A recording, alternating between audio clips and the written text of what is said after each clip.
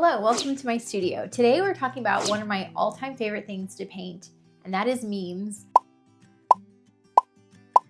I know memes get kind of a bad rep. I think because they're ubiquitous, they can be really silly, they can be really not that significant. I think it's because of all of these things that sometimes we can kind of lose focus on why memes are actually incredibly powerful. And I'm not the first person to say this, but it has been a long campaign of mine to say, put some respect on memes' names.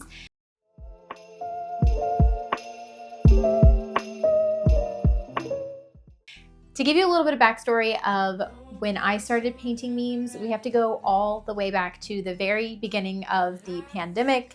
And I no longer had access to anything other than what felt like the internet. I had little tiny kids and I was home, and I remember wanting to do something like help. I had my online platform, my Instagram, and I wanted to help. And one of the ways I did this was I hopped on and did a daily live painting on the weekdays. I talked through how to paint, whatever. It was weird times. I don't know how to contextualize that time. But memes were accessible. Memes were something where it was recognizable. So if you're wanting to work on something like likeness and a face, because the meme was used so frequently, whether it was a celebrity or a regular person, people could tell if it was off. So it gave me a chance to paint with my community, practice painting something that was recognizable to a lot of people, and work on painting a lot of portraits, because memes are oftentimes portraits. That tends to be a common format. Anyways, all this to say, it was really fun. I ended up painting several memes. I kind of got known for painting memes online, and I eventually went back to the real world to some extent and have veered away from it, but I still really admire them. And the reason why I started this video with this meme on my little travel easel is because there's something to me just funny about having the image by itself in the context of, in this case, like an easel. And I don't know if it's because so many of these images exist so singularly online that seeing it in the real world in this sort of like old medium painting kind of style can feel very jarring. So there was about 9 months to a year where I was doing these meme paintings kind of regularly, and I phased out of them. But ever since, anytime there would be an article or a conversation around memes, not a meme, but a conversation around what do memes mean to our culture, my ears perked up. Recently, one of my favorite writers, Dr. Trissy McMillan Cottom, she writes a lot for the New York Times. She has lots of fantastic takes, and I really enjoy her writing. Anyways, she, on a sort of off-the-cuff TikTok, mentioned that memes are little bits of cultural information that we sort of need to communally digest a new idea or theme. That is to say, she was remarking on the fact that memes tend to follow the same cycle. They kind of blow up, they're everywhere, and then by the time like companies are using them, we sort of like, we're done with them. And in fact, there's almost like I hesitate to use this phrase, but like a post, insert your word, clarity that comes after memes, where if you look at a meme that's recently went viral and it's lived past its life cycle, it's almost like repulsive. And Dr. Cottom, she didn't make that adage, that's unfortunately a Sari original, but she was saying that after we have culturally digested something, we no longer need the meme, right? An example off the top of my head is the 2024 Olympic pistol athlete. I never know exactly what to call that sport, but I'll insert the image here. In this meme, it can be as simple as just the image. This is I believe, Turkish person who got second place. But for a bit of broader context that often sort of comes with the meme, a lot of the people who participate in this particular sport will have glasses that cover one eye. It can be very high tech. You know, if you've participated in a niche hobby or skill, certainly in the painting world, you can get brushes that are made of really hard to find squirrel hair that's been made by like a monk. And it just like, you can get to where you can pay like $100 for a tiny little brush. And the idea is that, you know, buying this really fancy equipment matches your skill level. And there's a lot of pomp and circumstance that can come with this kind of skill. And the image of this pistol athlete from Turkey was that everything about this person was incredibly casual, down to the fact that their physique looked very normal. all of the other athletes were maxed out. And so a lot of times the meme was used to sort of talk about rolling up casually and doing something at a high skill level. And the thing is, there's nothing wildly unique about that premise. I feel like there's folk tales and ideas and certainly personal anecdotes that we've all experienced in that case. I have a long history of being a distance runner before I was a painter.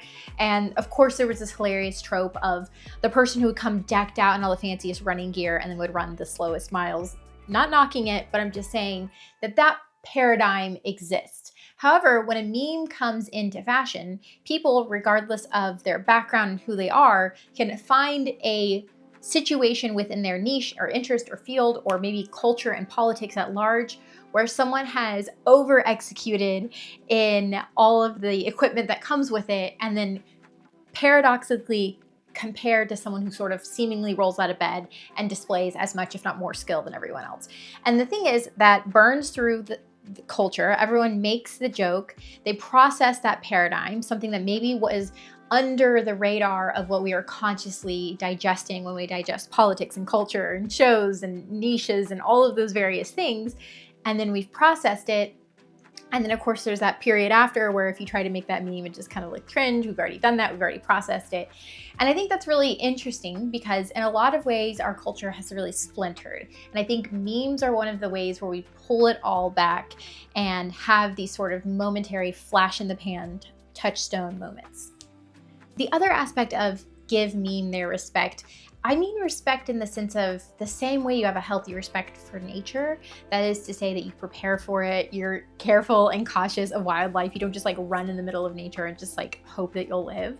And I think in a similar way, memes can also be very dark. There's been a lot of recent conversations around how much memes have played into the rise of the alt-right. And in particular, as someone who's raising a almost pre-teen aged boy, and something that can start out just a joke or just a benign observation grounded in something as silly and superficial as a meme can often shine light on deeper truths that have a lot more menacing and certainly consequential actions tied to them.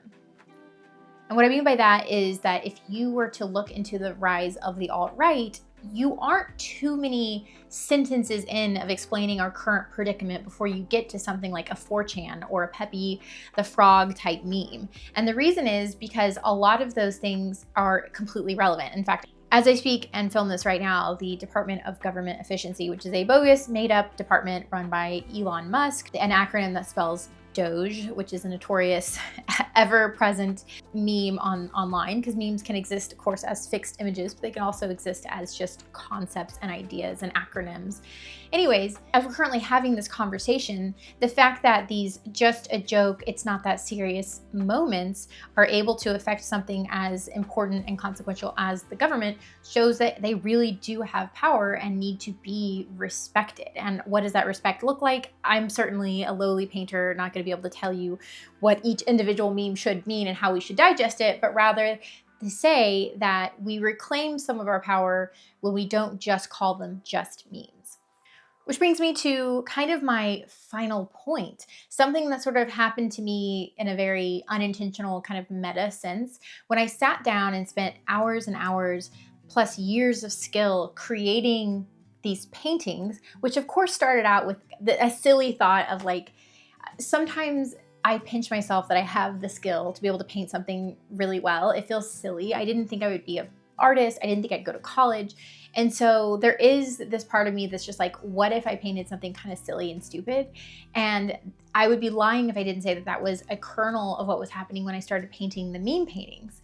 But in doing that and putting time and spending energy earnestly bringing something to life that a painting requires, I realized that there's real power in taking something seriously. Taking something seriously is often painted as the killjoy of a situation, bringing the fun down and not letting people live. But I think the mistake we make with memes is that we don't take them more seriously. It's not to say that we put a fun to the jokes necessarily, but it is to say that a lot of why the nefarious things that come with meme culture have been allowed to the point where it is now directly affecting government, to say the least, unfortunately, is because we have allowed memes to exist under the same guise that we allow just a joke to exist under. And one thing I do say really earnestly with my kids is a platitude that I'm sure you've heard, which is in every single joke, there's a kernel of truth.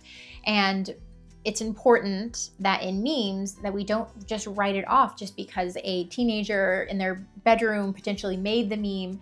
And I would say that as an artist who communicates using visual language of my own artwork, that's no small feat. The people who come up with the ideas for memes, to me, have as much cultural relevance as anyone with an MFA in a major city. They're contributing to culture arguably more than a lot of the painters are, in my opinion.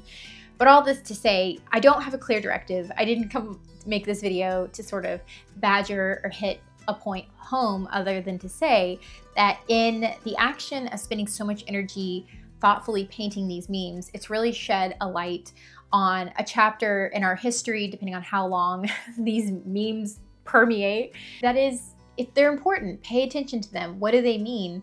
It might be worth a think piece. There's a lot of criticism around people making everything deep and going too far into it, but I can't help but think that if bigger parts of American culture had taken memes and Doge and, you know, crypto and jokes a little more earnestly, not so much in giving permission or condoning, but rather seeing them as the potential threat that in some of these cases of these memes they actually are, that we would be in a better position to combat one of the sort of more evasive aspects of our current alt-right world right now. My homework for you, if you're interested, is to sit down and paint a meme.